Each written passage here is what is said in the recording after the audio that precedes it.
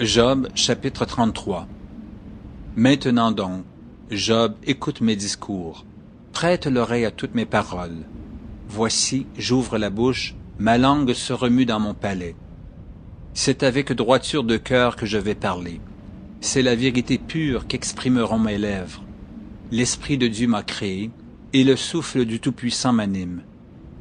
Si tu le peux, réponds-moi. Défends ta cause, tiens-toi prêt. Devant Dieu, je suis ton semblable. J'ai été comme toi formé de la boue.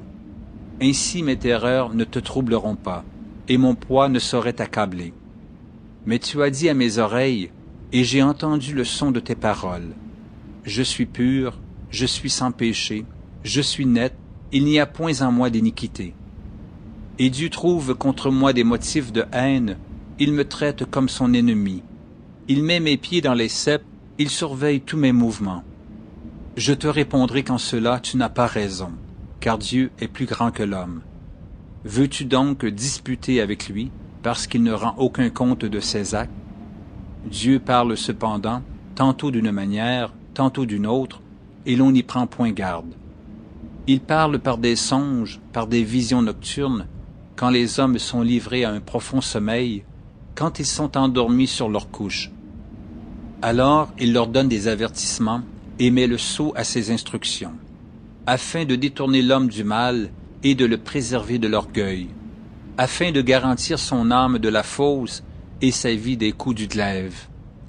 Par la douleur aussi, l'homme est repris sur sa couche, quand une lutte continue vient agiter ses os. Alors il prend en dégoût le pain, même les aliments les plus exquis. Sa chair se consume et disparaît. Ses os qu'on ne voyait pas sont mis à nu.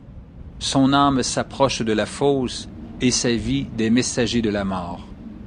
Mais s'il se trouve pour lui un ange intercesseur, un d'entre les 1000 qui annonce à l'homme la voie qu'il doit suivre, Dieu a compassion de lui et dit à l'ange, « Délivre-le afin qu'il ne descende pas dans la fosse, j'ai trouvé une rançon. » Et sa chair a plus de fraîcheur qu'au premier âge, il revient au jour de sa jeunesse.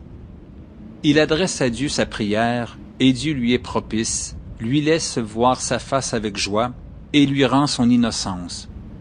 Il chante devant les hommes et dit, « J'ai péché, j'ai violé la justice, et je n'ai pas été puni comme je le méritais.